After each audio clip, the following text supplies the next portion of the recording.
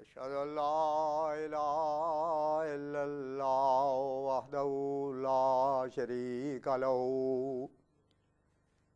وأشهد أن محمدا عبده ورسوله. اللهم صل على سيدنا ومولانا محمد وعلى آل سيدنا ومولانا محمد وبارك وسلم إنك حميد مجيد. خاتم الانبیاء حضرت محمد مصطفیٰ احمد مجتبیٰ صلی اللہ علیہ وسلم کے غلام اور ہمارے امام بانی جماعت احمدیہ حضرت مسیح موعود و مہدی مسعود علیہ الصلوۃ والسلام کے ایمان افروز اور روح پرور ملفوظات. فرمایا حقیقی اور ابدی اور لذت مجسم جو جوڑ ہے وہ انسان اور خدا تعالیٰ کا ہے. مجھے سخت اضطراب ہوتا اور کبھی کبھی یہ رنج میری جان کو کھانے لگتا ہے کہ ایک دن اگر کسی کو روٹی یا کھانے کا مزہ نہ آئے تو طبیب کے پاس جاتا اور کیسی کیسی منتیں اور خوش آمدیں کرتا ہے. روپیہ خرچ کرتا، دکھ اٹھاتا ہے کہ وہ مزہ حاصل ہو.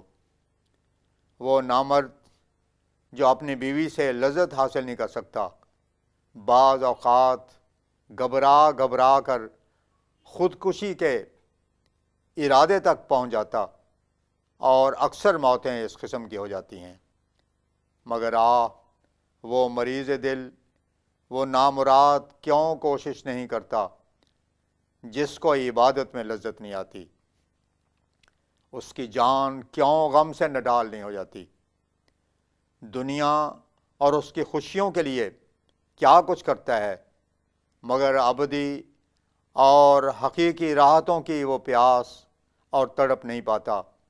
کس قدر بے نصیب ہے، کیسے ہی معروم ہے. عارضی اور فانی لذتوں کے علاج تلاش کرتا ہے اور پا لیتا ہے. کیا ہو سکتا ہے کہ مستقل اور ابدی لذت کے علاج نہ ہوں؟ ہیں اور ضرور ہیں، مگر تلاش حق میں مستقل قدم درکار ہے. قرآن کریم میں ایک موقع پر اللہ تعالیٰ نے صالحین کی مثال عورتوں سے دی ہے. اس میں بھی سر اور بھید ہے.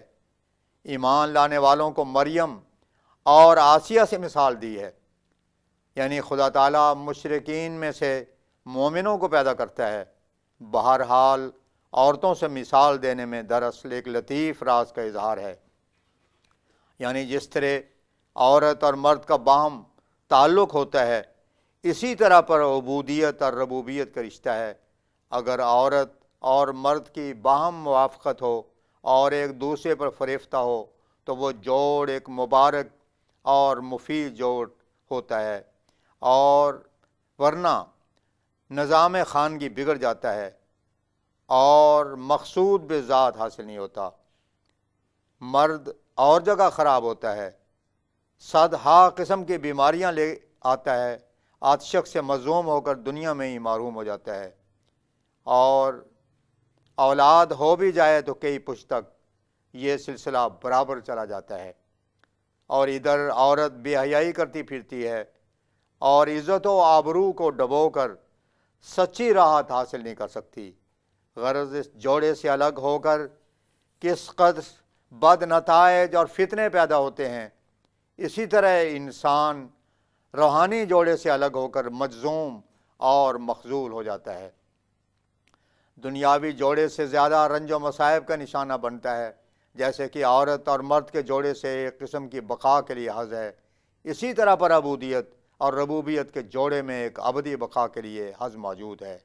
صوفی کہتے ہیں جس کو یہ حظ نصیب ہو جاوے وہ دنیا و ما فیہا کے تمام حظوظ سے بڑھ کر ترجیح رکھتا ہے۔ اگر ساری عمر میں ایک بار بھی اس کو معلوم ہو جائے تو اس میں ہی فنا ہو جاوے۔ لیکن مشکل تو یہ ہے کہ دنیا میں ایک بڑی تعداد ایسے لوگوں کی ہے جنہوں نے اس راز کو نہیں سمجھا، اور ان کی نمازیں صرف ٹکرے ہیں اور اوپرے دل کے ساتھ ایک قسم کی قبض اور تنگی سے صرف نشست و برخاست کے طور پر ہوتی ہیں۔ مجھے اور بھی افسوس ہوتا ہے جب میں یہ دیکھتا ہوں کہ بعض لوگ صرف اس لیے نمازیں پڑھتے ہیں کہ وہ دنیا میں معتبر اور قابل عزت سمجھے جائیں، اور پھر اس نماز سے یہ بات ان کو حاصل ہو جاتی ہے، یعنی وہ نمازی اور پرہیزگار کہلاتے ہیں۔ پھر ان کو کیوں یہ کھا جانے والا غم نہیں لگتا کہ جب جھوٹ موٹ اور بے دل کی نماز کو یہ مرتبہ حاصل ہو سکتا ہے تو کیوں ایک سچے عابد بننے سے ان کو عزت نہ ملے گی، اور کیسی عزت ملے گی؟ غرض میں دیکھتا ہوں کہ لوگ نمازوں میں غافل اور سست اس لیے ہوتے ہیں کہ ان کو اس لذت اور سرور سے اطلاع نہیں جو اللہ تعالیٰ نے نماز کے اندر رکھا ہے، اور بڑی بھاری وجہ اس کی یہی ہے۔ پھر شہروں اور گاؤں میں تو اور بھی سستی اور غفلت ہوتی ہے۔ 150واں حصہ بھی تو پوری مستعدی اور سچی محبت سے اپنے مولا حقیقی کے حضور سر نہیں جھکاتا۔ پھر سوال یہی پیدا ہوتا ہے کہ کیوں ان کو اس لذت کی اطلاع نہیں، اور نہ کبھی انہوں نے اس مزے کو چکھا، اور مذاہب میں ایسے احکام نہیں ہیں۔ کبھی ایسا ہوتا اور مذاہب میں ایسے احکام نہیں ہیں۔ کبھی ایسا ہوتا ہے کہ ہم اپنے کاموں میں مبتلا ہوتے ہیں اور مؤذن اذان دے دیتا ہے، پھر وہ سننا بھی نہیں چاہتے، گویا ان کے دل دکھتے ہیں۔ یہ لوگ بہت ہی قابل رحم ہیں۔ بعض لوگ یہاں بھی ایسے ہیں کہ ان کی دکانیں دیکھو تو مسجدوں کے نیچے ہیں، مگر کبھی جا کر کھڑے بھی تو نہیں ہوتے۔ بس میں یہ کہنا چاہتا ہوں کہ خدا تعالیٰ سے نہایت سوز اور جوش کے ساتھ یہ دعا مانگنی چاہیے کہ جس طرح پھلوں اور اشیاء کی طرح طرح کی لذتیں عطا کی ہیں، نماز اور عبادت کا بھی ایک بار مزہ چکھا دے۔ کھایا ہوا یاد رہتا ہے۔ دیکھو، اگر کوئی شخص کسی خوبصورت کو ایک سرور کے ساتھ دیکھتا ہے تو اسے خوب یاد رہتا ہے، اور پھر اگر کسی بدشکل اور مکروہ حیت کو دیکھتا ہے تو اس کی ساری حالت بے اعتبار اس کے مجسم ہو کر سامنے آ جاتی ہے۔ ہاں، اگر کوئی تعلق نہ ہو تو کچھ یاد نہیں رہتا۔ اسی طرح بے نمازوں کے نزدیک نماز ایک تاوان ہے کہ ناحق صبح اٹھ کر سردی میں وضو کر کے خواب راحت چھوڑ کر کئی قسم کی آسانیوں کو کھو کر پڑھنی پڑتی ہے۔ اصل بات یہ ہے کہ اسے بیزاری ہے، وہ اس کو سمجھ نہیں سکتا۔ اس لذت اور راحت سے جو نماز میں ہے اس کو اطلاع نہیں، پھر نماز میں لذت کیوں کر حاصل ہو؟ میں دیکھتا ہوں کہ ایک شرابی اور نشہ باز انسان کو جب سرور نہیں آتا تو وہ پے در پے پیالے پیتا چلا جاتا ہے، یہاں تک کہ اس کو ایک قسم کا نشہ آ جاتا ہے۔ دانش مند اور بزرگ انسان اس سے فائدہ اٹھا سکتا ہے، اور وہ یہ کہ نماز پر دوام کرے اور پڑھتا چلا جاوے یہاں تک کہ اس کو سرور آ جاوے۔ اور جیسے شرابی کے ذہن میں ایک لذت ہوتی ہے جس کا حاصل کرنا اس کا مقصود بھی ذات ہوتا ہے، اسی طرح سے ذہن میں اور ساری طاقتوں کا رجحان نماز میں اسی سرور کا حاصل کرنا ہو، اور پھر ایک خلوص اور جوش کے ساتھ کم از کم اس نشہ باز کے اضطراب اور قلق و کرب کی مانندی ایک دعا پیدا ہو کہ وہ لذت حاصل ہو، تو میں کہتا ہوں اور سچ کہتا ہوں کہ یقیناً وہ لذت حاصل ہو جاوے گی۔ سیدنا حضرت مسیح موعود علیہ السلام کا مشہور شعر ہے، جو خاک میں ملے اسے ملتا ہے آشنا، اے آزمانے والے یہ نسخہ بھی آزما۔ وآخر دعوانا ان الحمدللہ رب العالمین۔